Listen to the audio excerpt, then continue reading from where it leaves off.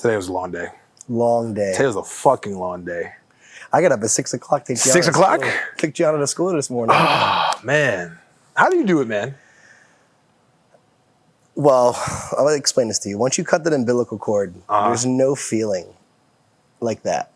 Like, I've been in nightlife for 17 years almost, and I've seen the coolest, craziest things in my life, but there's nothing crazier than becoming a parent. Really? Especially a father. That's crazy. Like, when I cut that cord, not only did I cry like a baby. Was that the moment like you're like, oh shit, it's the moment that you transfer living for yourself and being selfish as opposed to being selfless. You start living for somebody else. Yeah, because that moment when the baby's out and when you cut the umbilical cord, it's like, yo, like, I'm cutting off the life support from that, but then like I'm now their life support. You're creating a new life support. Yeah, exactly. And it's brand new responsibility. And being in nightlife, which is the craziest thing, because like when you have a child, you know, you're supposed to be there 6 a.m., 5 a.m., 3 a.m., but you know, we're in the midst of the craziness during those times. And a big thing for me that I learned as a father, like to separate me from nightlife, is that like, you know, this is a business. This is where we make our money. But this is the reality of it, is that you're a father and that you're actually creating like a pathway for a new human. That's your human. That's your child. Yeah. You know, so like I've learned that, you know, and a crazy story I want to tell you is when my wife at the time told me that she was pregnant, I was walking outside of LIV. And this is on LIV on Saturday.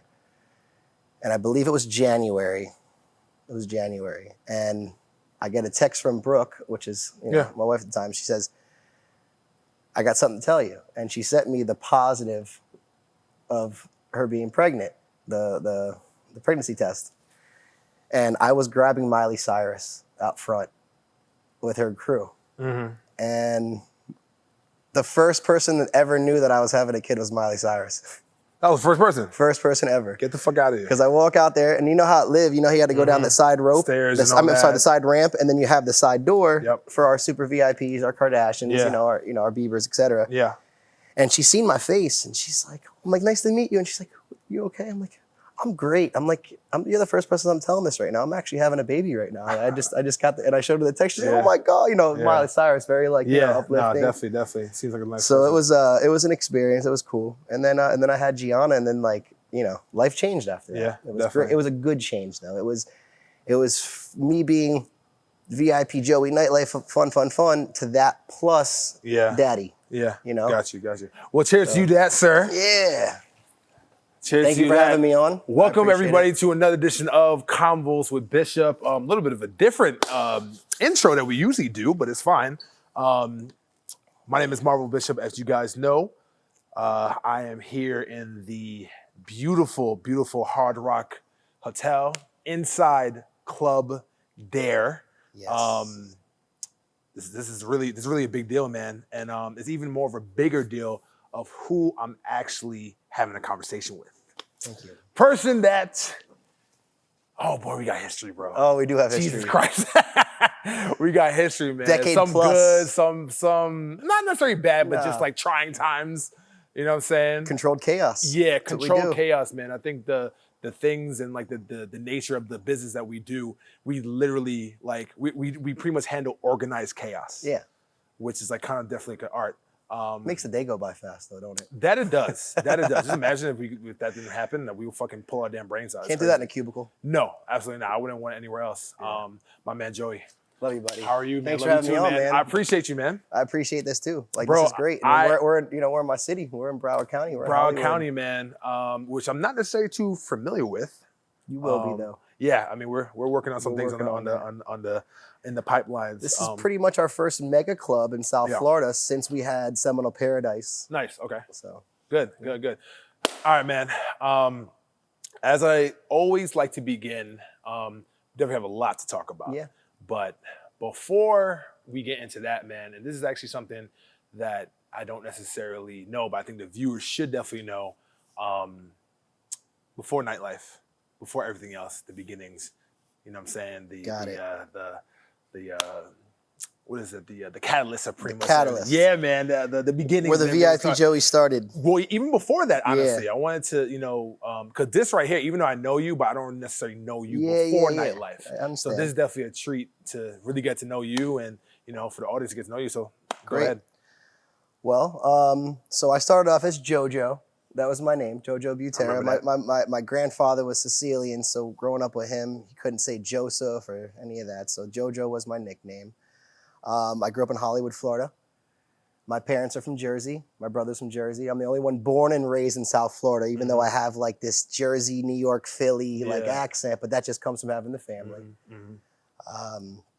Italian, Irish, you know, happy St. Patty's Day to the Irish Oh shit, side. yeah, happy St. Patty's Day, Happy everybody. St. Patty's Day, everybody. Yes, Yeah, like I mean, I've always been the talkative one in the family, you know. My brother's the quiet, calm and collected, very smart, very, you know, intellectual, very, you know, intuitive. Me, I'm just the guy that, you know, I break the tension. You know, I'm the guy that's not scared to go say hi to whoever it is, because at the end of the day, we're all humans, right? So I think that's kind of like how I got into, you know, Nightlife. But before that, you know, I'm just typical Italian American boy. You know, I grew up in, like I said, I grew up in Hollywood. Things have been blessed for me. You know, my parents are great parents, man. Like, they're just a typical, you know, typical sitcom show. You know, my dad's a ball buster. Mama Dukes is like, you know, old school mom, you know, always make sure we're good. I have that 5.5-year older brother, so I always have that older brother swag where like I can still, you know, keep calm and collected, knowing that I got my big brother. So it was always fun. But yeah, man, just, you know, I mean, I'm not big into horoscopes, but I'm a Leo. So everyone says being a Leo is like a thing, like, you know, being more personable. But I just think that was always been me. I learned off my father, you know, my dad always said it, you know, I could be at the DMV, you know, waiting for my license, and I could talk to the guy in front of me and behind me, and we'll be best friends by the time we're gone. And that's kind of like how I live, you know, like I always just knew that my forte is collaborating and, you know, being cool with people and learning them and learning where they came from and how they do their own thing. So there's experiences that you've had, you know, growing up, you know, from, you know, growing up as a child with everything you pretty much went through with your family and your parents and like the type of personality you have. I mean, would you say that like that definitely prepared you like for like the upcoming careers? Not even a question. Like, I mean, I know we don't want to go right into the Nightlife, but it kind of throws me into that. I got you. I mean, I went to high school right here at Hollywood Hills, like literally like 0.3 miles away. And I was OJT, you know, that means you leave half day, senior and junior year. But I've always had this hard rock in my background, you know, and I'm always, you know, going over here. And I grew up as like a little gambler here and there, you know, my grandmother always played bingo and we're always, you know, we're always doing a little gambling thing. But the hard rock, we had no idea how big the hard rock was at the time. I was young. But we had the Paradise here. What year was that? Man, I graduated in 06, so this is like 05, 06. Oh boy, I graduated 04. Yeah, so this is 05, 06. I came over here and I grew up in a town in Hollywood where most of my friends and family, like most of my neighbors were Israeli and Jewish, right? Now that culture is very similar to the Italian culture. Very clean cut, very traditional, you know, all that good stuff. So I actually adapted to that culture. You know, we had that little John Gotti blowout, you know, we had our thing going. Oh, you had it? You had that? Yeah, oh yeah, the silk shirts buttoned down, rolled up. Thank God that shit's I mean, we would leave Sunday at Spirit Nightclub over here at the Hard Rock and I'd go right to Spanish class Monday morning. And I would see some of my teachers, like teachers that was actually partying. Yeah, give me the whole thank you for last night. Nice. Like literally thank you for last night. Nice. And I'm, you know, 17, 18, you know, going on, you know, doing my thing. And these were their all ages parties at the time, but the all ages weren't really that young at the Hard Rock. It was mostly adults and here and there. But there was a time in my life where I was like, man, I think I like this. I like catering to people. I like making sure that everyone's happy. Because even in my house, when I have house parties, I want to make sure that everyone's good. I like hosting. I like, because when everyone else is happy, I'm happy. But isn't that like kind of like what the Italian culture is? Yes. The mom and pop thing, you know, the whole mom thing, you know, are you hungry? Did you eat? Are you full? Yeah, it's kind of like sure that. Everybody eats before them. And metaphorically, yes, that's exactly what it is. But in Nightlife, I'm like, are you good? Are you in the club? You know, you happy? You want a table? You know what I mean? Like this, it's been a very, it's been very like uniform for me. Got you. Since I've been a kid, where it's like, you know, my mom and dad, when we host parties, like everyone leaves full. Everyone leaves with a plate, you know? And that's kind of like how I brought that to Nightlife. You know what I mean? Like I don't want, I never want anyone thinking like, oh, it's too tough to get in here. No, it's not. Just, just pick the right times. Pick the right, you know what I mean? Like, let's make this happen. Let's not get too excited or too overwhelmed about what's going on. And that was big for me, especially like, I'm some Hollywood boy from Hollywood, Florida, and I'm over here in Miami, making movies. But prior to that, I had to start off here, which was Spirit, Passion. We had Pangea, we had Griffin. It was 4 venues that were like mega clubs at the Hard Rock before the Seminole Paradise shut down. And they were all popping. One had hip hop, one had house, one had trance, one had open format. At all times, all venues were in sync, but with different genres of music. And it intrigued me, And then I met a bunch of the guys at Pangea and Pangea and Griffin, which was like the, like a back-to-back club. Then you had Spirit, which was single, and then you had Passion, which was by themselves as well. So they all had their own genre of music, and they all had their own clientele. But everyone kind of mingled. That's why it was called Seminole Paradise. It's like a big paradise of things to do. And that's where I think it's where my check mark went off. All right, this is what I want to do. Nice. Yeah. Good, man. Good. Man, and it's funny. So you said that was what, like when you pretty much started to do the whole nightlife thing up until before you even got to live. Correct. What year was that? Live was 2008 to 2009 was my introduction. So the funny thing happened was my brother and my father have a construction company, not like external but internal, like renovations, building out bars, etc. And my brother grabbed me one day, Frankie, my older brother Frank, and he was like, "You got to come to this club." He's like, "You got to work here." He's like, "It's going to be the hottest thing in the world." And this is right before it opened. And me being a hothead, I'm like, "Oh, Frank, I don't want to be a busser. I don't want to be a security. I'm freaking doing promotions at the Hard Rock. I got the Morton Group. I'm like, oh, this is my family. I'm like, I'm here." Of course. And he's like, "Joe, I get it."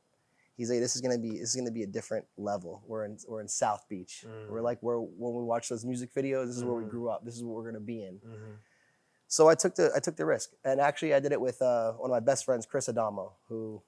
Shout outs to fucking Chris, man. Chris, hey, man, baby. Chris, man, try to get you on the pod too, man. But we'll get Chris. Yeah, he's a hard person to get, man. I know. Well, Chris is one of my best friends in the world. He's one of the hardest guys to talk to. He's a very busy man. He's doing his thing. And Frankie and Chris started Hype Makers. Right? Okay. And Chris was like, we need to make this the biggest thing in the world. And he did. Yeah. He did. Chris blew it up.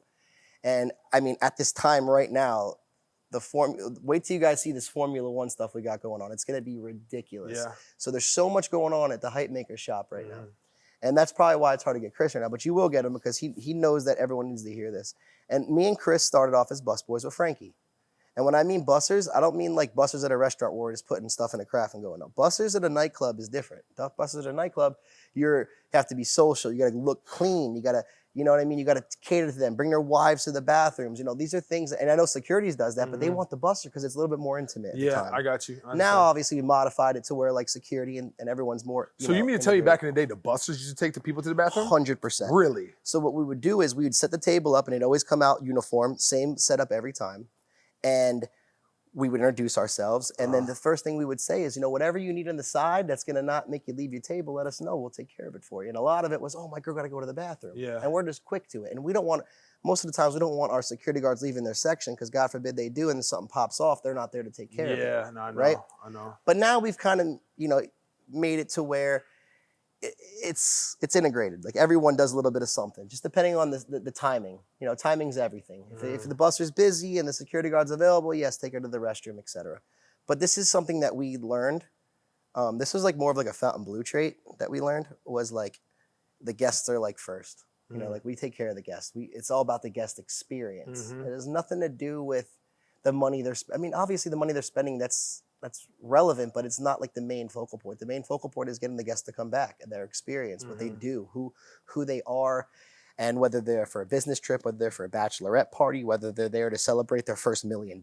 I mean, they're there. Even a divorce party. I mean, they're all there. No, definitely. Any occasion. And the more we cater to that, the more it's going to bring back that solid business, But it's more of a friendship. When you walk into LIV, I always had it to where when you walked into LIV, you felt like you're at home. I don't want you to ever feel like you have to be scared or nervous in this venue. Like you own that real estate tonight. This is your spot. So you do what you got to do. You want extra girls, or a bachelorette party, one extra guy, whatever the case may be, we make it happen because that was the whole Fontainebleau way, you know, since day one was we make it happen. Then you also had the MMG way, which is the Dave Grutman way, which was NFU, no fuck up. And that was a list, and that was also the mentality. You just don't fuck up. Yeah. If you do, you kind of blame yourself. You kind of like take it on the chin. Yeah. But it was a big thing to like really make sure that our guests had the best experience possible. Because if you're paying top dollar and you're visiting, we need you to go back home and tell your friends and family that you had the best time of your life, and it's because we did that at our venue. That's the one thing. And shout out to David Grutman as well, too, man. Shout out to Dave. I owe that man my life, to be honest with you. He's a fucking pioneer. Me working that story, you know what I'm saying, for 4 years or 5 years, where it is, and like him pretty much building that opportunity for me. It's the reason why I'm here today. It's literally the reason why we're actually speaking right now, which is amazing. So his influence is crazy. It's even, you know, it's astronomical. So, you know, salute him to that. But yeah, I kind of want to get into the whole, like, he definitely, in his like culture of like not fucking up, the whole entire like striving for perfection. Yeah, it's insane. Even though you can never ever be perfect, but just that whole pursuit of it is literally within my culture of my concierge company now. Dave Grutman is the only person in this world, including my father and my grandfather, that to this day, and it's been about 4.5 years since I've left, where I still have my phone under my pillow when I go to sleep. Yeah, same here. Because Dave, when Dave or Mo, or at the time JoJo called, he answer. Yeah. And it's something important, and it's something that they want me to take care of. So it's not even just answer the phone because it's your no, it's a privilege. Yeah. Because who knows who I'm taking care of? Facts. Who knows if I have to go and meet up with like a Kardashian, or I'm taking care of Flo Rida, or I'm doing one of these. So it wasn't necessarily about, oh my gosh, you live that life where you have to live your phone on your pillow. Oh my God, how can I live like that? Well, I mean, you choose the life that you want to. You choose what you want, and they actually appreciated me coming through with my smile and like, and I appreciated them, and like, you know, and I would introduce myself the way I'm supposed to, and I wasn't like overbearing. And you know, when I first started as a VIP host, don't get me wrong, I see someone upset, I'm like, oh my God, let the rope open, and I got my doorman, my French doorman, going, Joey, what are you doing? You don't open the door for them. Look how they look. And I'm like, yeah, but I'm like, they're crying, you know? But I'm from Hollywood. Like, where I'm from, like, you don't matter, you know, as long as you're genuine, you get in.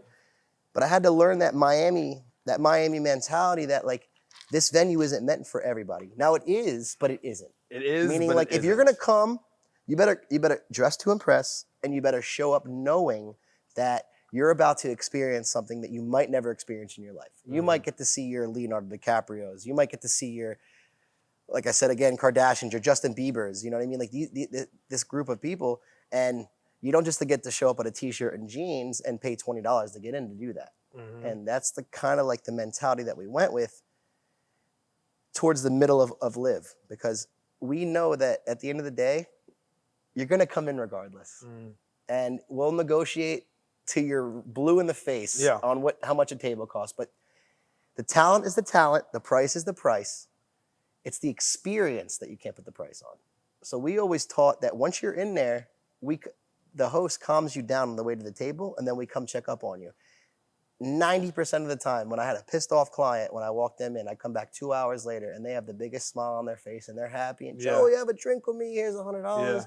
Yeah. One of those, because they don't experience it until they're in there, until they feel it, until they feel the full service, until they feel the bussers literally under their foot with a rag cleaning up that little spill that they don't even see, or the servers walking to their table with sparklers and they weren't expecting sparklers, or Frankie and Chris Adamo from Hype Makers are making a special cutout that they had no idea was coming out to their table. Yeah, all those levels. All those little antics really help create not only the vibe, but it creates the culture for what we represented at LIV and Story, you know? And it was a blessing, not even just lucky. It was a blessing to be a part of that team, the original LIV team, because we created something that I don't think not only Miami, but any state or city in the country has ever seen. I personally think, and I'll go on a limb on this, that LIV is single-handedly, you guys, especially like your team in the beginning, is single-handedly responsible for all of the celebrations and the parades and all of like what's happening right now.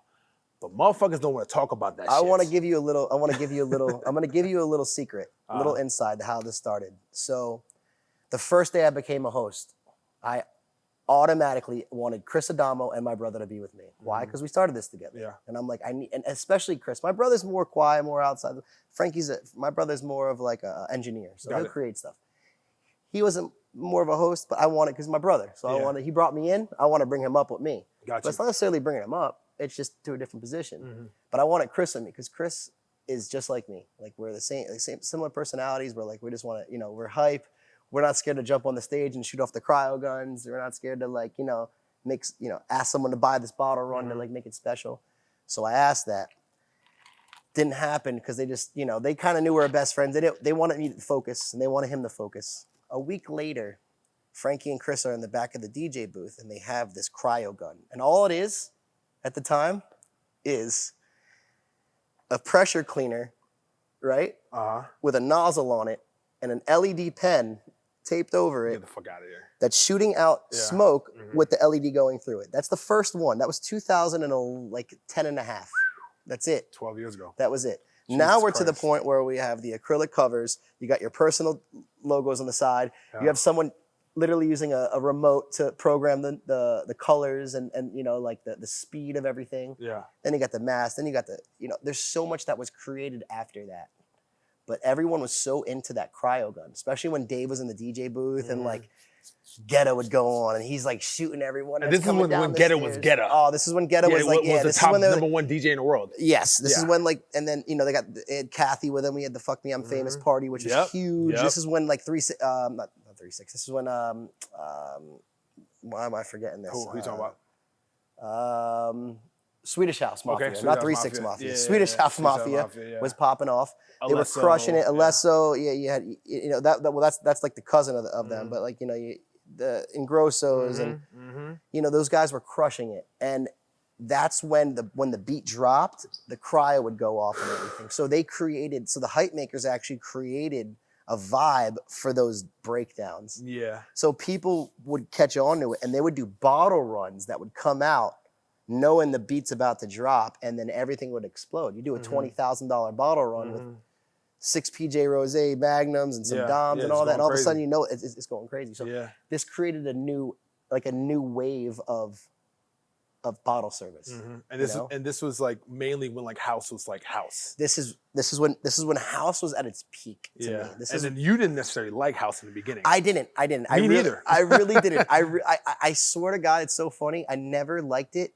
Not only because, but the main reason I'd go to space afterwards, after LIV, because that's where everyone went. When they wind down. It just wasn't me. I got you. And don't get me wrong, everyone was there. Like, and Emmy Guerrero, by the way, OG. Shout out to Emmy, man. Like he was the man. Yeah. And Emmy was the main guy there, and he used to do our Saturday parties at LIV. And I would go visit them, and like I felt like a king there. He's fucking crushing it. Oh, he's the best. The Wharf right now. Shout out the Wharf too. It's wild. Absolutely ridiculous. You got the carousel going on over at the Gulf Stream. But real quick, back to the whole house thing. What was the song in house that like, yo, I love house now? David Guetta.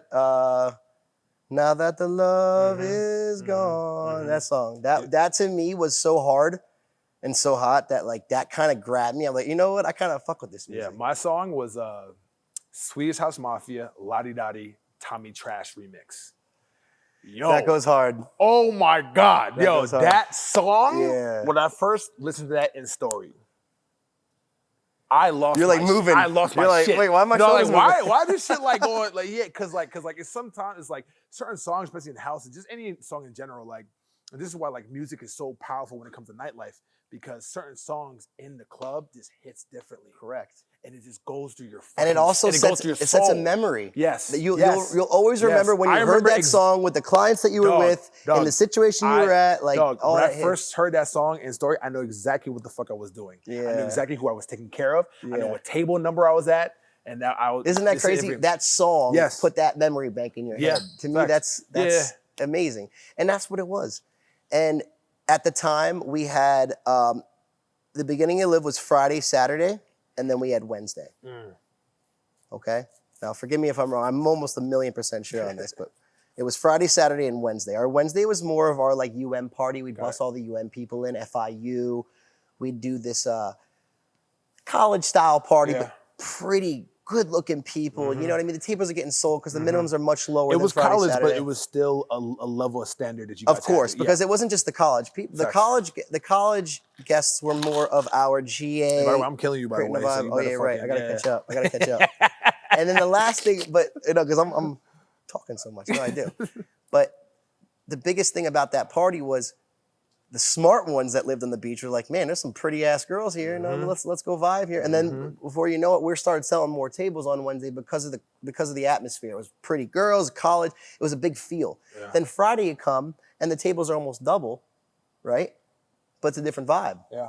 Pretty girls, but now we got pretty women. Now it's a little older of a crowd. Facts. You're a little more in tune. You want to dress to impress. If you have a business, you really want to represent your business there. You know what I mean? Especially if you're like into like jewelry or something like that. You want to show up and you want to shine because you want your table next to you go, oh, who are you? What do I know? You know what I mean?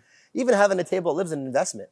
You never know if you're sitting next to somebody that you might blow up. Especially on the dance floor as well, too. Doesn't happen like that every nightclub. No. A lot of nightclubs don't have it like that, but at LIV at the time, every single table had somebody either important in business or something where you could kind of like feed off of and create like a vibe with them or create some business with them. Then we, you know, I mean, we'll get into it, but let's get into it. LIV on Sunday hit. Okay, now I believe that I really want to get your perspective and your experience when LIV on Sunday first happened, because I feel like you have a very unique I do.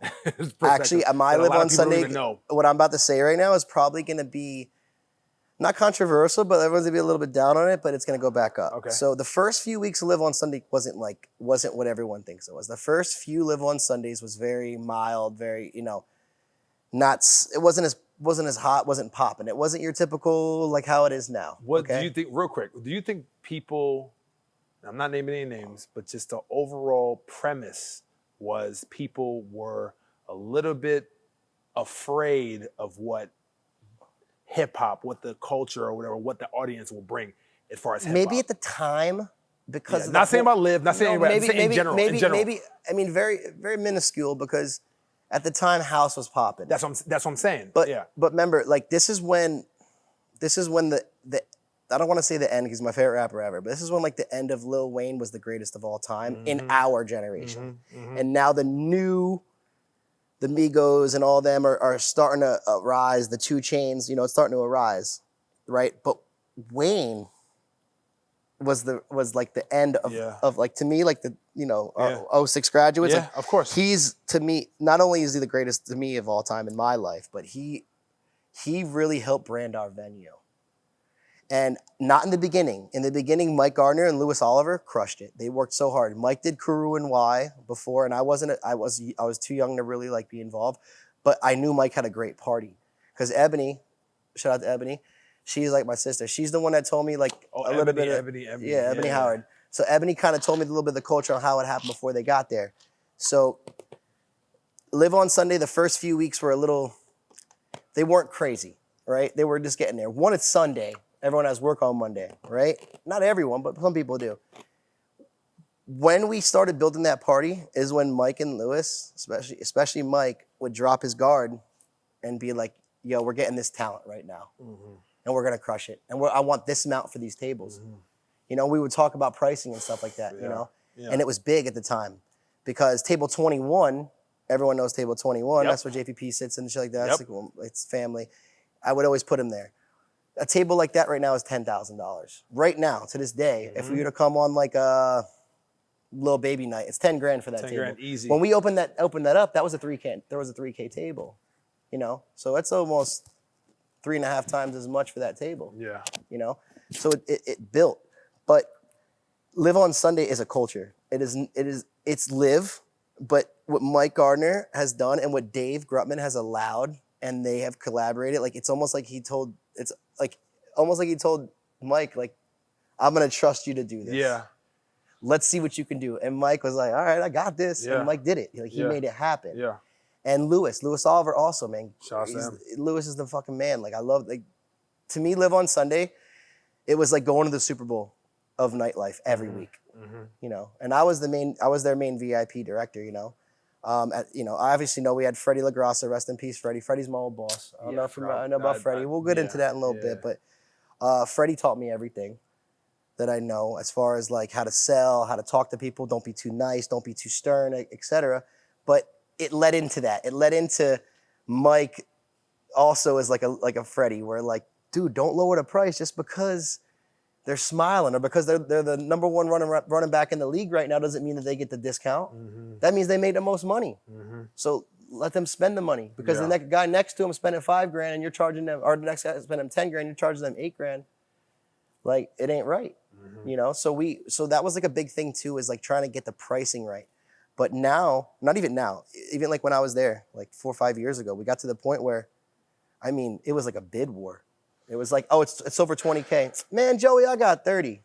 All right, I call up Mike. Yo, Mike, man, this man got 30. And Mike would be like, man, I ain't throwing that money away. He's like, just tell him we got him. We're going to figure it out. And we always figured it out.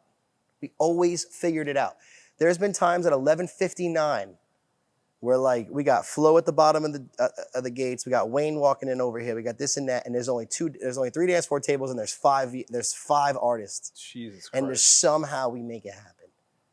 Because it's like, I don't even know how we did it. We just did it. Like, we just made it happen. And me, I'm the one that's always like, I'm the loud, outspoken. And Mike's like, Joey, man, chill out, Joey. That's why I put that post. I'm like, he's like, Joey, I got this. And I'm like, all right, you do got this. Because he did, he had it. Yeah. But the problem is the setup to it, not the problem, but like the reason I got so excited was I would see it happen. I'd be like, listen, you know, he ain't gonna sit on that table. He never does, he never will. Well, today he's gonna sit on that table. And I'll be like, Mike, but he ain't gonna sit on that table. So he show up and he'd be like, I ain't gonna sit on that table. I told you, Mike. And Mike would be like, damn, let's fix it real quick. So I have to go run around. I'd be like, tell this client, listen, I'm gonna throw a bottle on that table, man. Just go over there. I'm gonna put him over here. We'll get you shout outs. And it worked. We made it happen. But that's not normal, you know? This is such a gray area in business, but this is why and how you create a monopoly of a venue. Yeah. Is by doing things that you don't do in other venues. Like I go to places in New York and they're like, no, it's sold, it's already sat, no matter what, it's done, it's prepaid. We never did that in LIV. Nah, man. Or Story. We didn't we never made it look like, oh, well, that's it. It's closed, it's done. You kidding me? Someone walks in and goes, got $50,000. I'm giving him that table. I'm gonna give this guy another table, and the next time he comes in, not only is he taken care of, he's gonna get extra treatment. Yeah, let's not get it twisted. Whereas, like, you know, the person who's spending less is getting shitted on. Absolutely not. But we're gonna make sure that they're gonna be taken care of in the back end, so they can come back.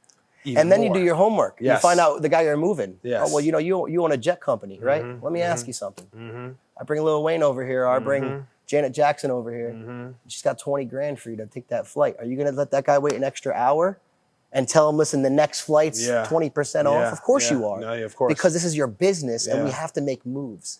And that person owns his own business. He should understand and respect it.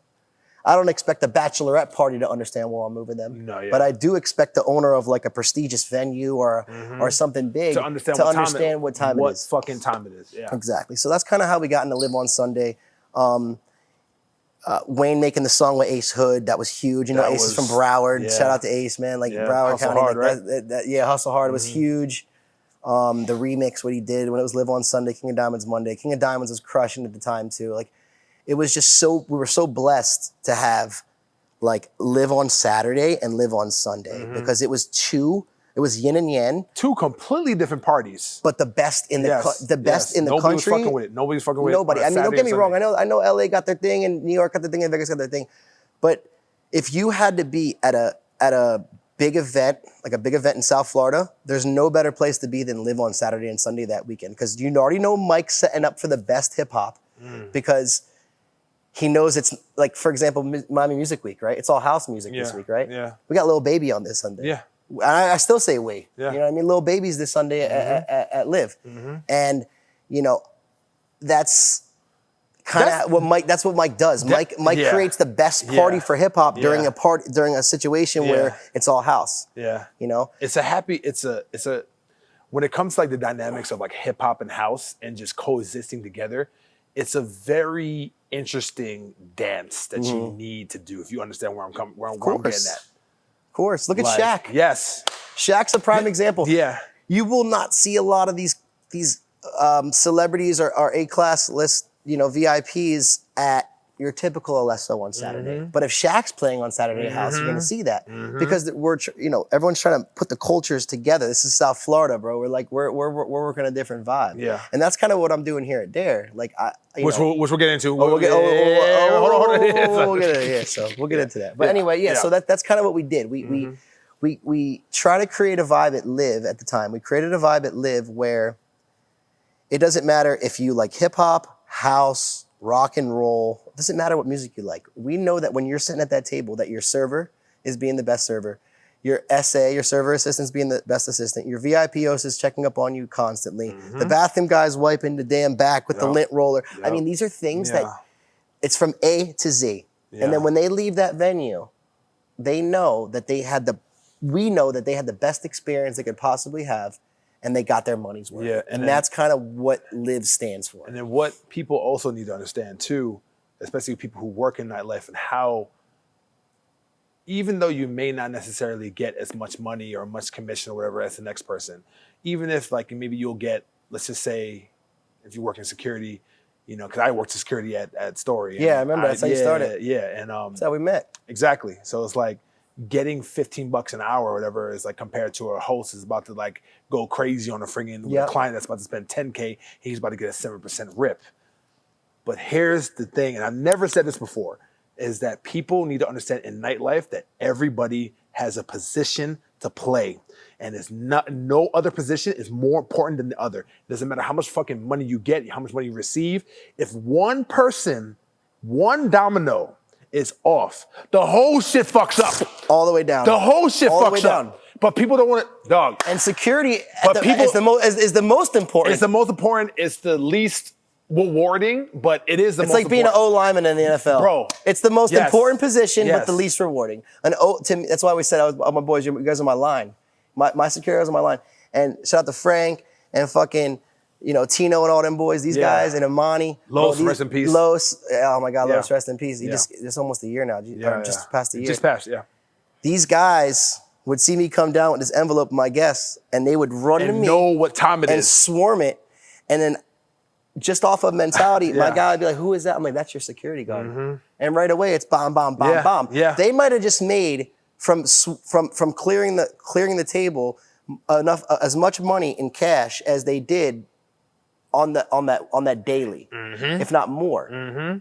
But what does that do? Now that security, not only security, but that whole entire team is like, whoa, this guy's means business. Yeah. So everyone's attentive. Yeah. Everyone's on point. Everyone's really working hard to make it happen. But security is the most important thing when it comes to nightlife, because it is our well-being. It's our well-being. And I mean that. And it trickles down. I'm not saying it's the most to a host. I'm sorry, I should say to a host, it's the most important. Yeah. Because as a host, I might get into a scruffle with somebody and they want, and then I'll have like a Monty right here. Joey, you good? And then I could smile and go, yeah, I am good now that you're here. Yeah. Not saying that, I'm not scared of the guy, but I can't, there's certain things that I just can't be, well, fuck you, get out of the venue then. Yeah. I'm not going to do that because this guy's spending quality money. He's probably has a legitimate reason why he's upset. But I'm here to smile, shake hands, and kiss babies, right? Yeah, facts. So when I have these guys, the smart ones on my back going, you okay? And then they're like, yeah, we're good. What do you mean we're good? I'm like, oh, this is Amani, by the way. He'll be your security now. He'll make sure you're good. Really good. Yeah. I'm sorry that all the bullshit in the front. I'm sorry it took forever. I know it's crazy, but I'm gonna make sure everything's good from here on out. Having the black coat behind me really calms them down. Yeah. Because then they're like, damn, it ain't just Joey anymore. And they don't know me. Yeah. They don't know if I'm not gonna pop off on them anyway, but I don't come from that. I come from a place where I respect you're spending $5,000. I'm sorry it's not the table next to it, it's this one. But I want you to know you're gonna have the best time ever.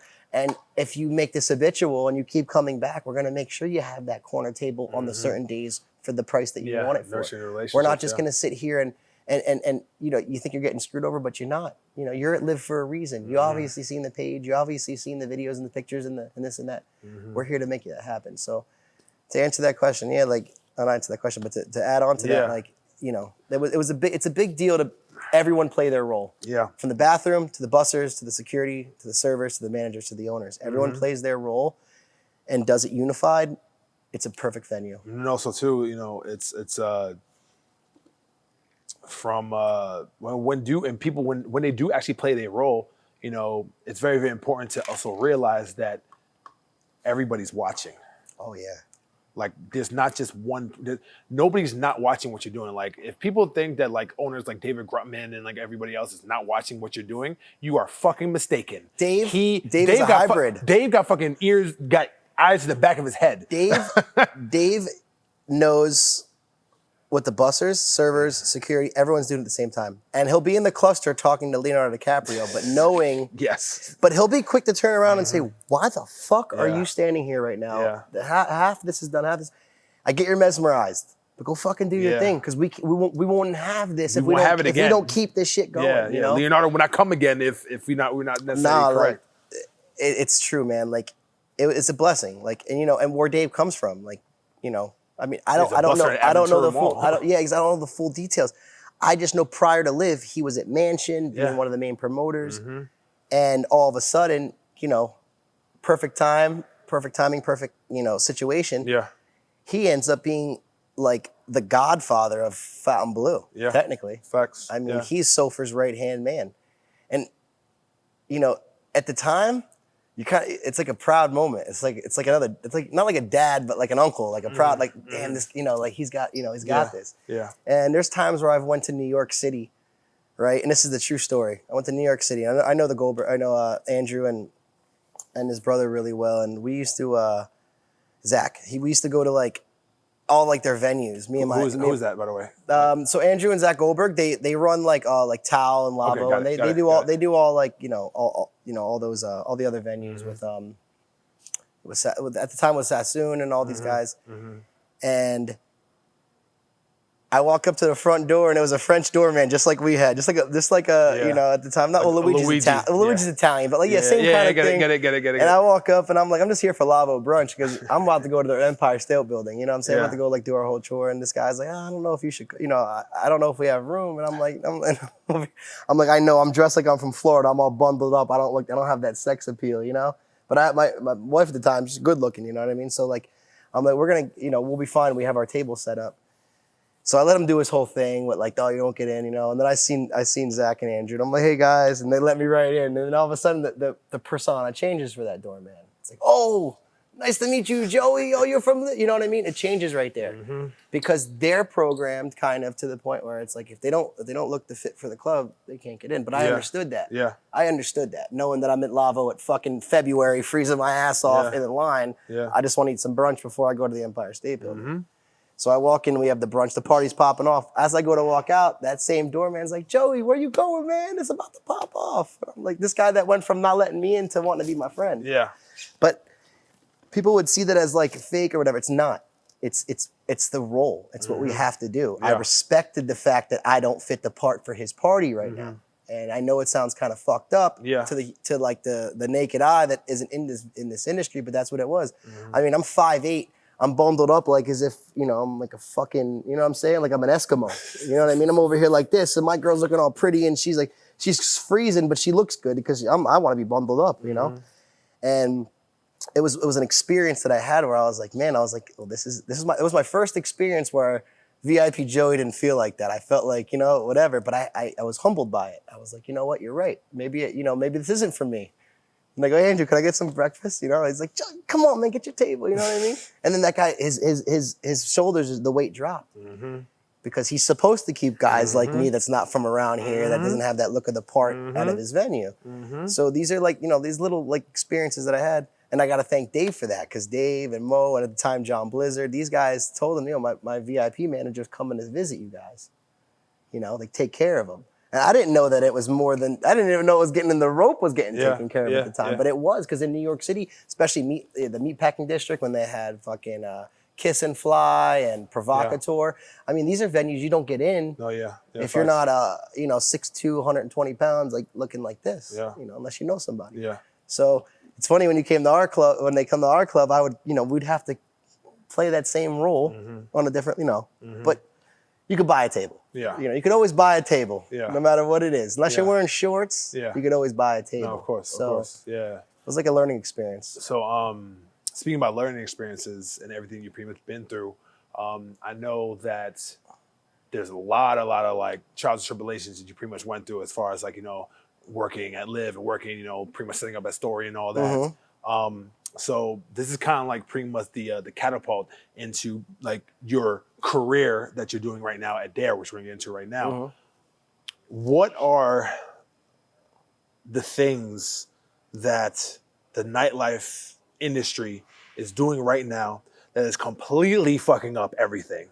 Because I know, you know, the past is the past, but definitely you can definitely learn the future. The present can definitely learn from the past. Yes. Oh, for sure. Right now, for sure. Yeah, exactly. So what are the things that's doing right now? Not necessarily talk shit or whatever, but like to like from your experiences to what are people doing right now in the current nightlife that you can see that they're fucking up and they can actually do better? And those lessons, what are you taking from that into your new career in DAER? I know it's a little bit of a loaded question. But No. I get it. I Yeah. mean, like, in a sense, I would say, you know, don't fix something that's not broken. I mean, yeah, it really Always is. wanna just I fucking get it. remix There's new everything. artists. I get it. Yeah, But at the same time, when it comes to like the music and the people that are showing up, I mean, like if we're crushing it from point A to point B during this time for 1 year, to completely flip it, thinking that it's not going to work that next year is just preposterous to me. Like, it's okay to keep it riding. We could still book Lil Wayne right now and sell out. We don't need to get this newest artist, which most of the time, no disrespect for my new hip hop artists, but they're not doing that club music. They're not really bringing in the club, you know, especially like, and I'm a big Chi-Town fan. I love the Chirac music. I love the Dirks and I love, you know, the King Vons and all that, of course.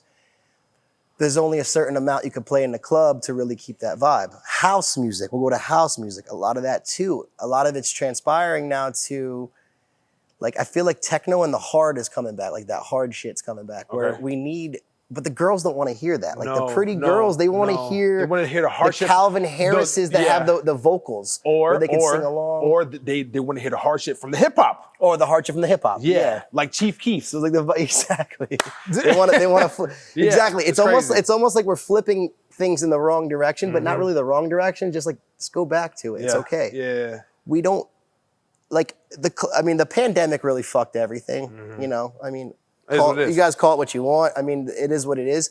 But I think what happened was, especially the ones that got wealthy off of this, or the ones that was already wealthy that are bored, they're back harder than ever. Yeah. I am getting more calls for Ultra now than I've ever gotten my entire life. Why? Because everyone wants the rage now. It's been enough years. It's time to rage. Yep. They moved the Ultra back, and then, you know, Is that Bayside again, right? I believe it's Bayside again. Yeah, that's the. So that's what I'm saying. So now it's all originating again. Everyone wants to get it. You know, everyone wants to get. So I feel like at least the Ultra's trying to get back to the, you know, to point A and B, point A and B. Hip hop, like, you know, obviously, you know, I do Rolling Loud. Shout out to Rolling Loud guys. Yes, sir. Matt Zingler, all them boys. Yeah. So Rolling Loud to me is one of the greatest things I've ever joined in my life. I'm a hip hop guy. But not only that, this is the Woodstock of hip hop. Like, I know Woodstock was only in New York, but like, imagine having a Woodstock that goes around the entire world, not country, not even just world. country. We got Portugal coming up in July. Yeah. We got Miami 2 weeks after that. We got Australia coming up. So you're involved with all of that. All of that. Nice. Yeah. Good. And then, you know, JoJo, obviously. JoJo LaHood, man, he's put a team back together. He took all the OGs from LIV and Story and the ones that kind of like either dwindled out or we just did our own thing.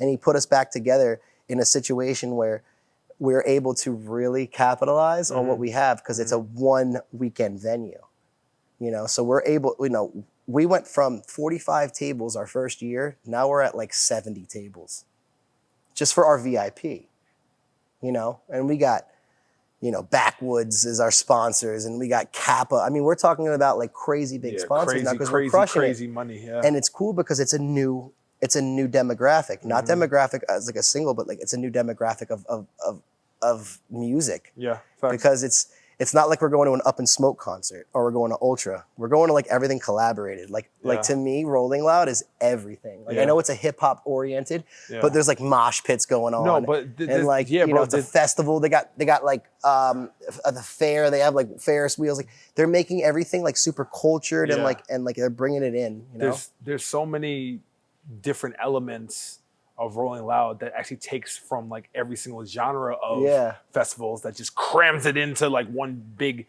hip hop. It's a culture. Hip hop war zone. Yeah, it is. You know it's a hip hop war zone. And it's like, and you know, back in the day, you would think like, you know, like, oh man, I want to start my own concert. Like that's cool, but to be on Rolling Loud's like list is now like that's you're the top dog. No, that's a milestone. That is definitely a milestone for sure. And especially like, you know, like I grew up in Broward County. Like Broward County, like we like rock and hip hop. Like we grew up on like Blink-182 and Lil Wayne. Yeah. That's how I know Broward. Gotcha. Green Day. And I don't care, you know, whether my black friends, my Jewish friends, my Spanish, my Italian, my white, whatever it was, we all did what we like. We all showed each other songs that would like was catchy. Yeah. And no matter what it was, we all kind of collaborated. So like it's kind of big for our city, especially Broward, to like have a Rolling Loud where we know like even though it's hip hop, it doesn't matter like how you dress, how you look. I mean, people go there and their dress look different. It's like a culture. But back to DAER. So with everything that you pretty much learned and everything else too, man. Talk to me about DAER, man. DAER is a interesting beast that I think has tremendous potential if it's done right. I love that this is probably my favorite topic of all, because this is like where like things transpired for me as like an adult, I guess you would say, like leaving leaving the VIP at LIV to opening my own concierge company to now being back into it. So when we opened this in 2019, I was asked to come on board the Morton Group, right? So I got Buddy, shout out to Buddy, shout out to Sean, shout out to Dylan. These are the ones that own Passion Nightclub, okay? And I used to go there once in a while as a kid. You know, my brother used to party there and stuff like that. So like I kind of got like a little clout over there. And I left LIV and started with Mr. Jones with Exchange. You know, I remember that. Just like you did. Like we opened our own event, you opened our own concierge. I had a family, so I decided let's venture off onto our own. Let's see what we could create on our own without having to like punch clocks, etc. You know. Facts. And I got a call from my boy Nick, and Nick's like, Joey, we got a nightclub opening up in Hard Rock. And I'm like, what do you mean? And they're like, he's like, man, he's like, you have no idea what's going on. And I'm like, are you even a part of it? He's like, nah, but he's like, I talked to Dylan, and he's like, because these are my boys from Fort Lauderdale. He's like, but you got to be a part of this. And I'm like, all right, let me see what's up.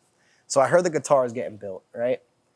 And Miss Tracy, shout out to Tracy, she's like my sister. She's like my partner in LIV. She was like, me and her were like neck and neck all like our entire lives. I met Lil Wayne through her. She used to work for Lil Wayne. Nice. So she's like, Joey, I'm going to DAER. I'm like, what? And she's like, yeah. She's like, I'm like, you know, put me on. Let's do this. You know what I'm saying? So I actually hit up like Sean and Dylan and them. You know what I mean? Well, actually, I didn't know Dylan at the time. I hit up Sean. And he told me about his brother Dylan and stuff. And I'm like, what's up? He's like, Joey, we need you on board, man. He's like, let's do this, you know? So I'm like, all right, cool. So then Tracy told whoever she was getting hired from, like, I got this guy, Joey. He worked at me at LIV, blah, blah, blah. And I'm like, you know what? Let's do it. You know? I'm like, I'm ready for it. Let's get back into the mix. Good, you know, my daughter was 2.5 at the time, so she's getting into school now. So I could actually, it's past the nursery time. So now I could actually start making some moves. So we broke grounds at DAER. It was amazing. It was an amazing opening. I mean, obviously you guys can see the venue. It was an amazing opening. And I'm back home. And that's the best part. I live 5 minutes down the road. This is like my city. This is like, I want my city to pop off. Like Hollywood, Florida is like, it's my brand.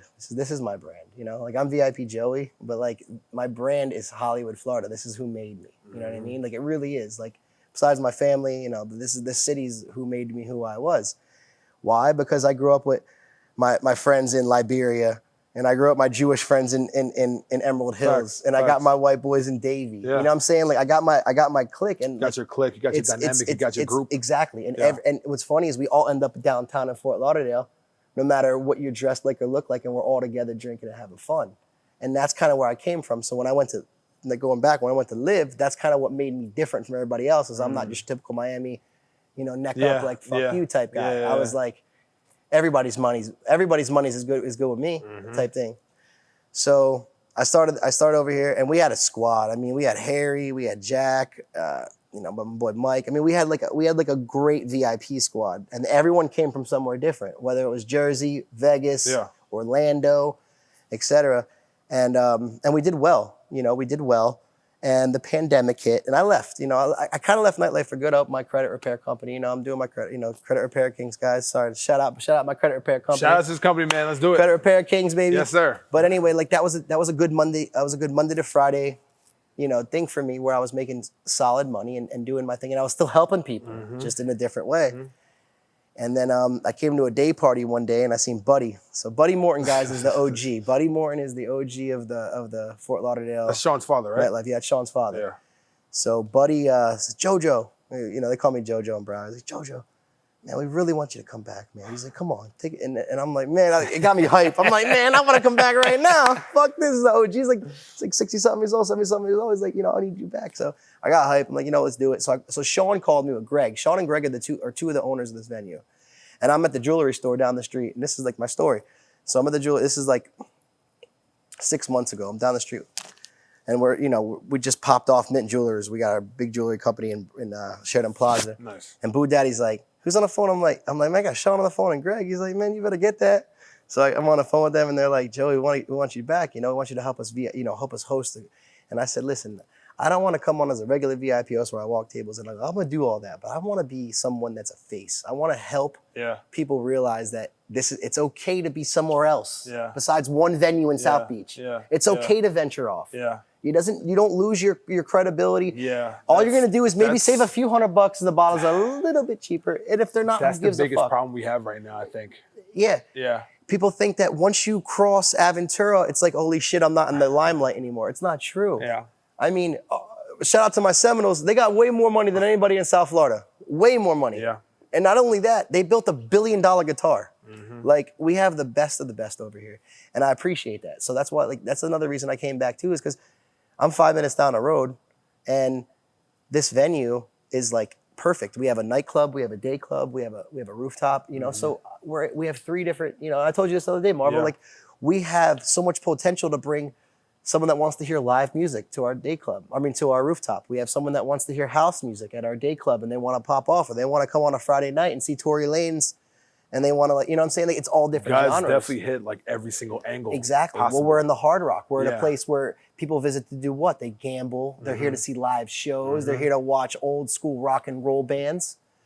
So what we want to do is we just want to show them that continue the party here. So it was a very easy decision to come back because I know the potential here. The hard decision was, my daughter and stuff. Of course. It's like, do I want to be here till 4 in the morning? So what I do now is like, she's in bed by 8:30. I get here at 9:30. So I tell the boys, hey, Gianna's about to fall asleep. And I'm in a group chat. And I'm like, Gianna's about to fall asleep. I'd be like, I'm real. Like, I keep it as real as possible.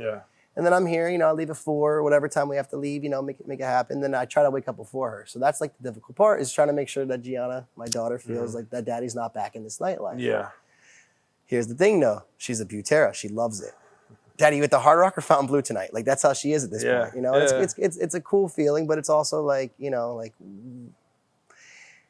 it's also it's a bittersweet, because I want to be that dad that's up every day with her and stuff like that. But this is what I do, and this is who I am, and this is what I love to do. It's I don't have any kids, but when I do have kids, and even if I get what if I get married or whatever, this and that. No, when, because you're definitely going to be a good father and definitely a good husband. So go ahead. I do appreciate it.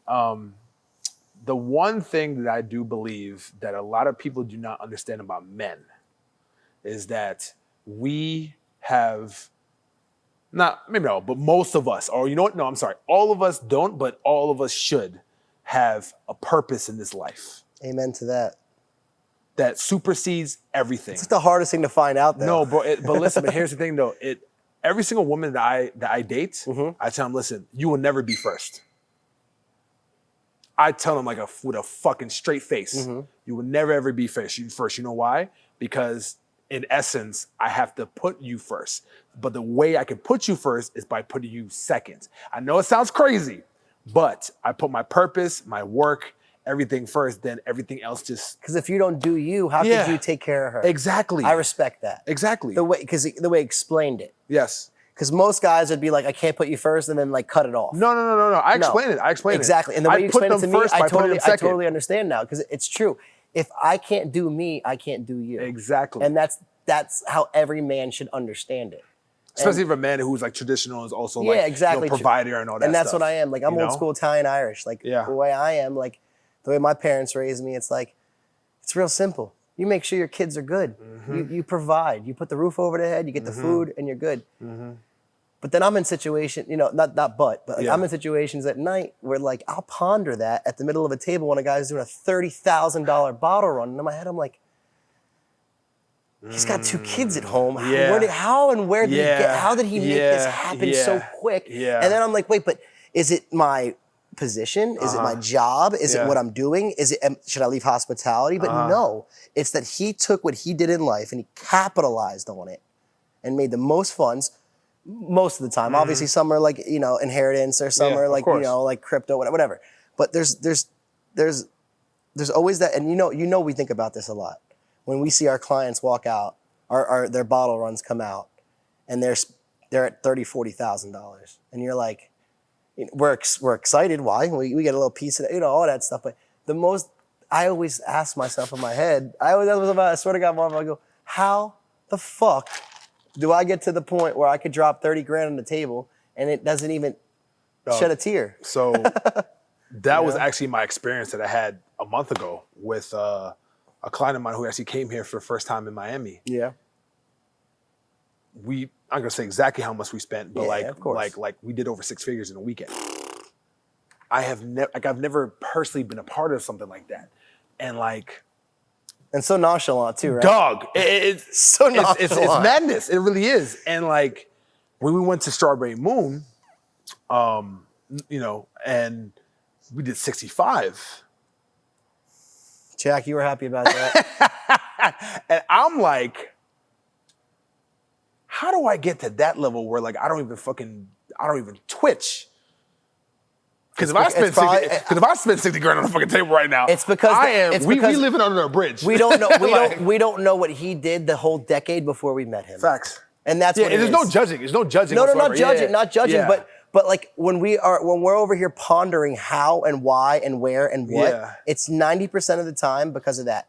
Like you ever be at a table with the new doctor or like the new guy, and then that promoter brings over a bunch of girls and that guy's the new regular. Yes. Because he just spent 15 years studying, another 15 years practicing, and now he has the funds, but he has no what? He's got no skills. Yeah, he's got no personal skills. So he's got this promoter with the baddest bitches. Pardon my French, but the baddest bitches at his table. You know what I mean? Like whatever. And a bottle of Dom gets me 3 of these girls like booty shaking on me and stuff. Like to him, that's nothing. That's a fucking IV shot. I mean, at the end of the day, Yeah, facts. And I've learned that over the years, and that's why like the smart promoters, they'll capitalize on that. You know what I mean? Like they'll literally look at that like this guy needs me as much as we would need him if we were dying. He needs us as much because he's dying in social life. Yeah.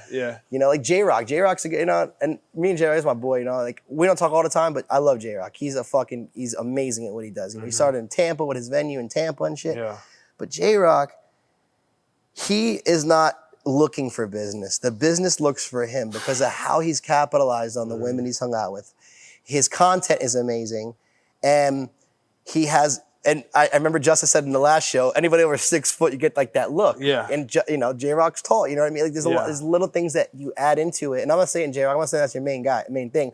But like these little things are little things that really help build this, like this persona. And someone like him or like Purple or, these guys, they've created a monopoly of being not a promoter, but like of a face of Miami, like a face. And when you do that, you, as a millionaire or a billionaire or whatever, you want to deal with directly that guy. Yes. Like, Liv, if it's not Mo, at the time, if it's not Mo, JoJo, Purple, or Dave, I don't want to deal with you, But then one of those 4 would be like, I need you to call Joey. Joey's got you 100%. And then when they meet me and they see me, then it's like, I only want to deal with Joey. No, this is not saying they don't want to deal with them, but they get it. Like I'm not here to like just walk into your table. I'm here to who are you? You know, what are we doing? You know, like I make it comfortable and I make them feel the way they're supposed to feel. You know what I mean? Like, don't worry, we're on the same team. So you know, and that was a big thing too.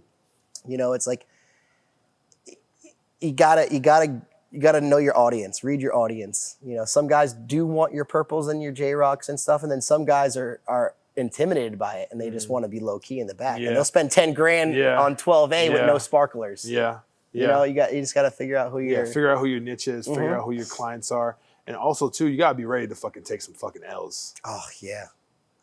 I've taken some L's. I know you have. Yeah. I've definitely taken some L's as well too. But you know what? It comes along with it, man. It's like striking out in baseball. But that home run is what everyone remembers. Yes. Everyone remembers that home run you hit. Yes. They don't remember the strikeouts. The strikeouts are like, oh, fuck, and then home run is like, oh my God, that guy's the man. You know? So that's. But the thing is that what people need to understand, I feel like a lot of people in nightlife need to understand is that, you know what? You may not necessarily be the best promoter or like the most known promoter. Yeah, you may not be like the one security guy that everybody goes to and wants to tip out fucking $1,000. Yep. But it's that process that you go through working every single night. Listen, if I was just worried about just the results, I would not be what I'm not doing. What I'm doing right now, like I wouldn't be doing that right now at all. I wouldn't be in the fucking position. I've been in positions before, like, you know, just literally in story, just literally working and getting the hourly and not literally getting tipped out for a whole month. But until when? Until I know I'm about to say it. Say it. Your first client. Let's go. Oh man! Why? Oh, okay. Because you told I'll never forget. You came to live one day. You came to live one day with Troy on a Wednesday, and you were at Rodrigo. I'll never forget it. You were at Rodrigo, and you guys were like, at the time, you guys were kind of like not pairing up, but like, you know, Wall was still doing their thing, and you showed up to me one day, and you said, "This is my client, Troy," and you know, Troy's good-looking, clean-cut country dude, great guy. His son plays like college ball. He's like, you know, I knew Troy forever, but I knew him because I met him through you guys, and I've always even if you guys weren't there, I treat him like it's family. Facts. And I remember you said something in the podcast with Justice about you got that first nickel handshake, and it changed everything. It changed my whole entire life. Me too. My first time being a VIP host, I got $100 cash and a glass of champagne, and I felt like I just graduated from Harvard to my parents. And that's the God's honest truth. I have friends that go, I went to University of FIU, I went to UM, I went to this. Well, I went to ULIV. I went to the University of LIV. Because when I was 20 years old, I left Broward College, and I went straight to work in there. And I don't have that fraternity experience and all that, but I have experiences that no one will ever get. Of course. But it's still the same process. We still have to know that we come from an education system. So we learned from, not the school, but we learned from Nightlife. Yeah, and hard knocks. And Troy, of all people, you know, is the kind of clientele that he's willing to put the money up without the bullshit. Yes. And you were willing to take on that. I'll make sure you have no bullshit. You make sure that I'm good. Yeah. And that's how you solidify a big VIP in South Florida. Yeah, Troy, listen, Troy's like a father to me, man.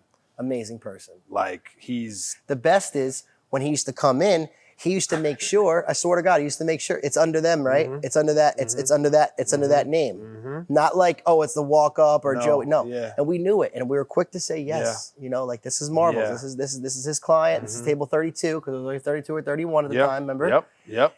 And that's kind of how me and you collaborate. Because you were so not only proud, but you were you're proud and protected to know that this is your main VIP, and it really set off a new set of avenues for you. Yeah, which was great. Yeah, facts. But this is kind of what I dealt with for years, and it's like, you know, and being internal, it was like, man, I'm really close to this promoter's host. I don't get commission. Yeah, of course. Service charge. So did I give a shit? Not that I would anyway, because that's not. My characteristic doesn't say I'm going to steal this guy. Mine is more like I'm in house. Marvel's at home with his family. Get the fuck over here. Let's get drunk and let's get you like into where you need to be. So real quick, because I mean we're definitely rocking right now. But like I have a question. What is the fine line between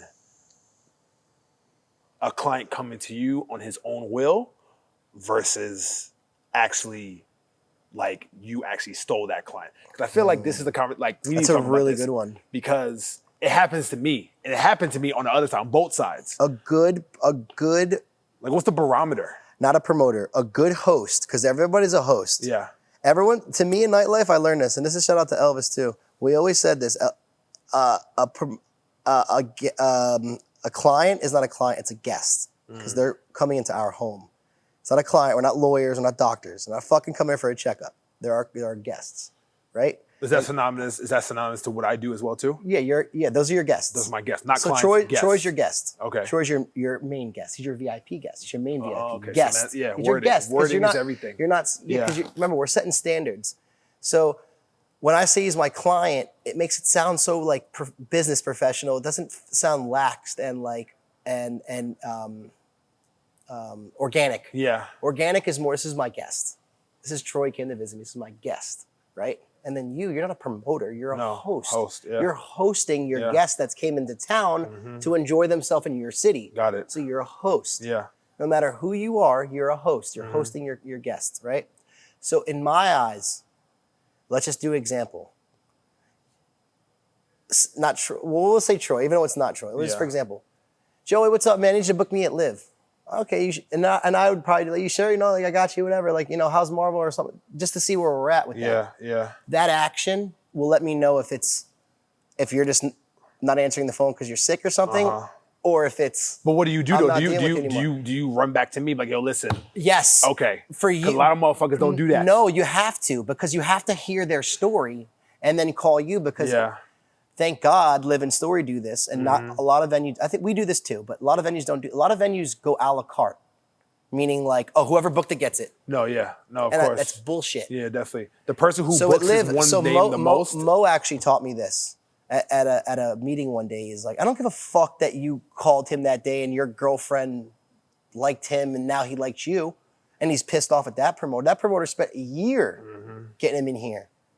That's still his client. Still his client. His guest. It's still his guest. It's still his guest, and you're still his host. You're still the host, and he's still your guest. Now, the ones that will scalp and will hunt your clients down are the ones that really won't last in this nightlife. You know, and remember, I listened to you and Justice is my brother. I love Justice too. I listened to that podcast so in depth because there was so much that involved in me, not me personally, but like what I deal with. Yeah.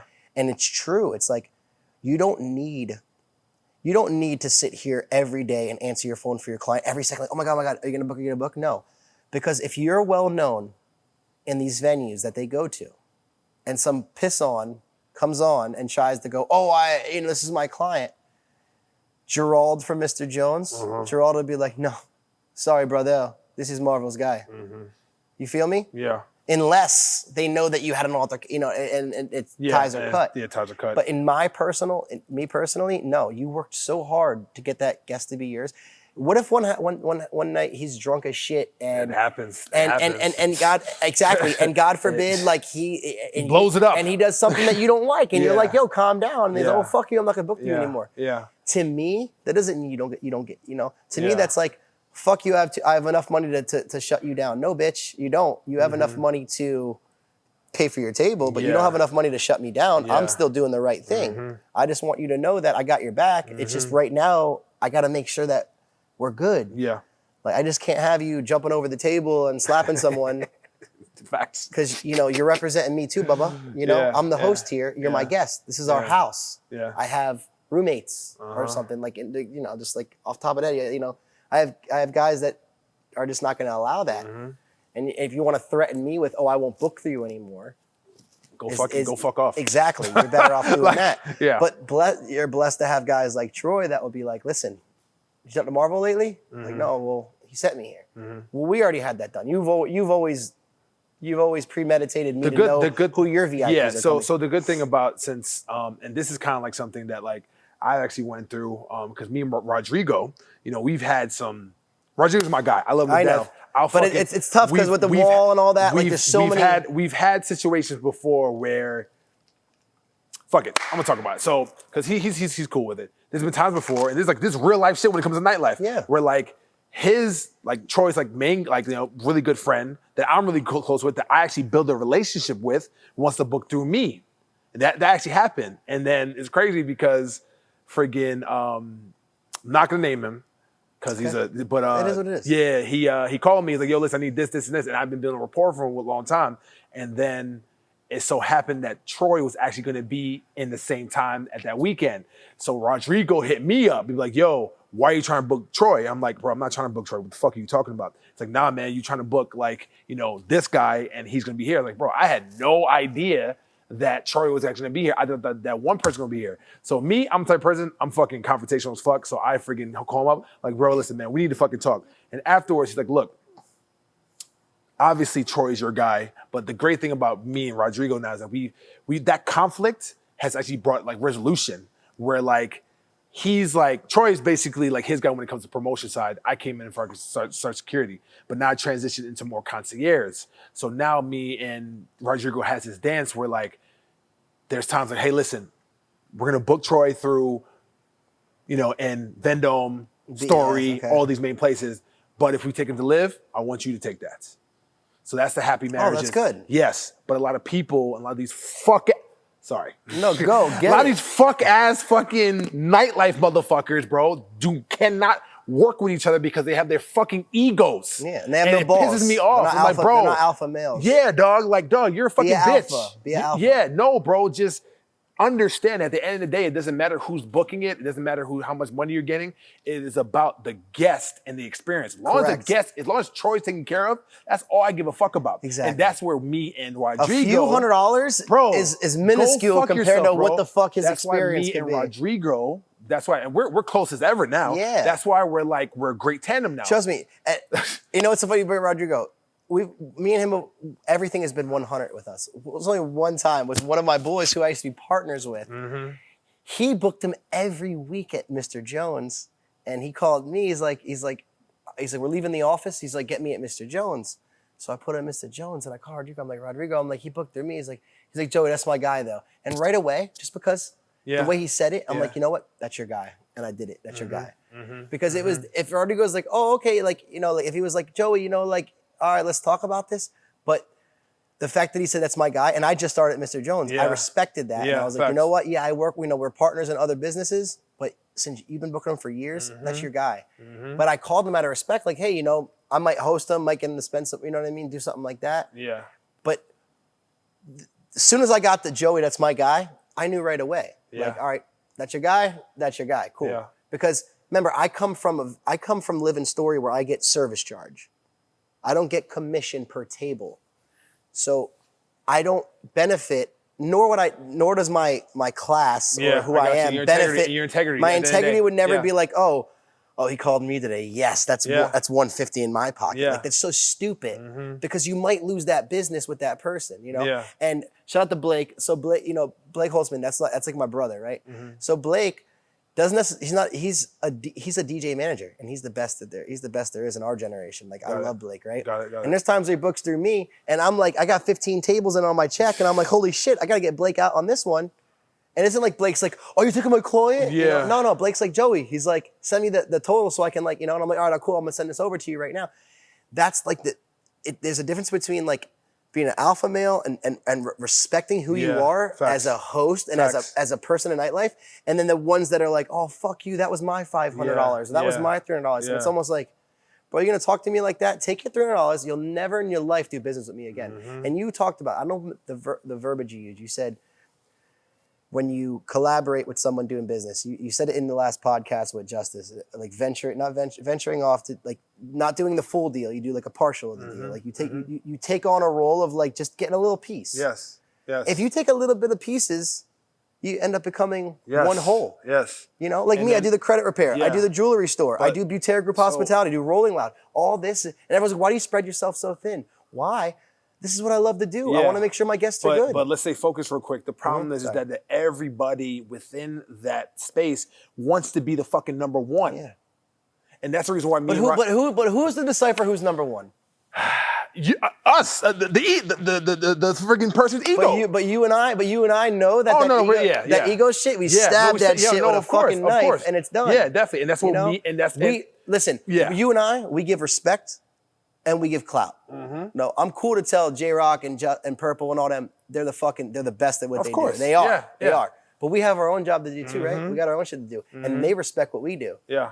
It ain't like when I walk in the door, Purple just walks by and goes, you know, Yeah. it's like, Joey, No, what's up, man? no, How's Gianna? yeah. How's No, Purple knows how's what's up, Gianna doing? You know, so it's like it's a respect level. We all have our own thing to do. You know, these guys spend countless hours at Swan and Komodo and fucking Live and Story. Yes. And, Grinding. Like and just me, like, yeah. and me, I'm spending 50% of that time in bed with my daughter while putting her to sleep, looking at the stories of them doing that. So, what does it give me the fucking the gall to be like, oh well, you know, like I can do you know? No, it's not that. It's like, hey, I got a big VIP. I need you to take care of him. I'm in bed with Gianna, and I'll head up. You know what I'm saying? Or Adam Borden. Guys, I need you to take care of this for me, please. Yeah. And it's all family shit, you know. Or like the best is I can't get a reservation at Komodo, and I'm like, consider it done. Yeah. Because I know that my clout over there is slim to none. No one's like you at Komodo. Remember when you told your boy, you're like, I think it was Tony. You're like, yo, I've been waiting for 20 minutes. Oh, tell me what Marvel. Oh, Marvel. Boom, it's done. Well, that's how I feel. At Live, at Story, at Komodo, at Swan, at fucking Strawberry Moon. That's how I feel. Yes, I'm not on the payroll anymore, like as that team, but I'll always be there. Yeah. My family's there. I've gotten 15 people from Hollywood, Florida, on that Groot hospitality, right? That's big for Broward. Facts. 15 motherfuckers from our city are making at least $50,000 to $150,000 in Miami because of what me, my brother, Chris Adamo, brought from our little Broward County, our little Live bussers, to becoming real men and doing the real thing. Facts. And I've had friends that to this day will be like, man, I graduated FSU, I'm in 80 grand in credit card debt. I should have listened to you working at Live and being a busser. I'm like, yeah, you should have. Because guess what? My boys who did went to college, they paid it off in the first 3 years. Now they have 2 fucking houses and they're bussers. But we don't call them bussers, they're SAs. SAs are their porters. Call them a busser because they want to carry it. They don't carry no tubs. These guys give as much influence to our guests as a server does. Bro, I always tell people, You man, know? for people who want to like, you know, hey, listen, man, what should I do? Should I go, man, fuck school. Don't even fucking go to freaking college. You need to do? Gary Vee says it. You need to fucking go to, honestly, I think everybody who can actually do this, they should just say, fuck it, work at either DAER or work at freaking for David or freaking LIV and Story. If you're not playing sports, being a lawyer or being a doctor, go to Nightlife. Go to hospitality. Hospitality. Yes. I mean, I'm telling you, I've had girls. Listen to this. I got a little secret for everybody on this too. There's a place called Bourbon Steakhouse that Jeff Sofer owns. Because remember, the Sofers own the Turnberries in Aventura, and they own Fontainebleau. Bourbon Steakhouse is one of the most prestigious restaurants in Aventura. The bartenders make $500 to $1,000 a night. And all they pour is whiskey on the rocks to very high VIP clients. My best friend, Matt Mole, shout out to Matt Mole. Matt's sister, Lisa, who went to Oxford in fucking England. Oxford in England. Her husband's the director of golf for UNLV. She made enough money bartending to provide for her family and to pay for the rest of her college, even though it was all scholarship.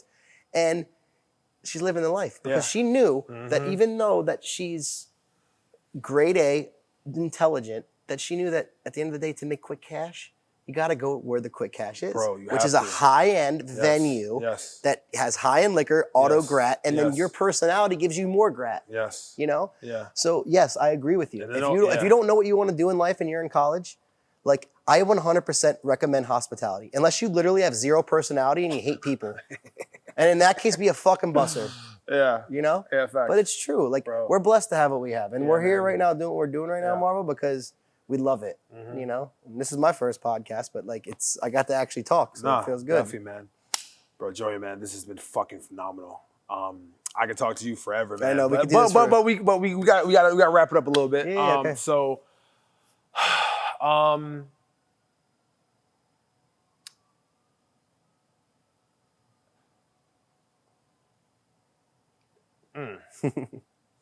no, because if I bring this up, we're gonna be here for another hour. So it's okay. So just to wrap it up, man. If you had a chance to have a conversation with a young Joey, a young Joey VIP from Hollywood, what advice and what what would you what advice and what wisdom would you want to tell them? Personally, Yes. organized. Stay organized. Okay. Every time you put your client's name in your fucking phone, put what his minimum was, put what he spent, put what he likes, all this stuff. Organize yourself, because VIP Joey, guys, I have 8,500 contacts, and a lot of them say VIP on them, but at the end of the day, if I can't distinguish the difference, and I know it's like, what a weird answer, but it's not a weird answer. Not weird. It's the truth. Yeah, facts. Because organization brings you more money. And that's kind of like that's like my kryptonite, is being organized. And, you know, obviously your team has been nothing but like helpful to me. And I can't wait to do more business with your team. Yeah, man. But that's what I think. I never hired anybody to like help me organize and stuff. And that's like a big thing, is organization. You know, personability, like being very personable with your clients. And these are things that like young Joey could have done. You know, just putting your name in, Mike Johnson, VIP at LIV. Or in the notes. Well, how the fuck do I know Mike Johnson? There's no picture, there's no nothing. Yeah. So that's the thing, like, because young Joey knows that old Joey's still gonna make it. But how good can you make it if you organize and keep it this way, you know? Yeah. Or like a guy that rents a yacht out and he only rents yachts, like put him under the yacht guy. Like that's a big thing for me, is stay organized. You know, like you are your own business. So as the more you put into yourself and the technology that you're provided, the more you give to yourself, the more you're gonna give out. Facts. You know? So it's old Joey to young Joey, stay more organized, stay humble, and that's it. Bro, Joey, man, it's been amazing, man. I appreciate your time, man. Too, before we wrap up, give out your shameless plugs here. Hospitality and concierge company, because you know you fucking killing it right now. All day, baby. So go right ahead. Guys, we got Butera Group Hospitality. We're mingling over here with Marvel and the crew. We're going to do, we got Credit Repair Kings, so I got a credit repair company if you guys need anything. I also have Mint Jewelers. Shout out to Boo Daddy. We got anything you need. We got Rolexes. We got custom diamonds, whatever you guys need. And, of course, Rolling Loud. July, baby. Anybody needs anything, hit up Marvel. Marvel hit me up, and we got this. Working together, man. Yeah. Joe, man, I appreciate you. Appreciate you, brother. Oh, Love you, man. Love you too, bro. All day, baby. And that's a good one. Wrap it up.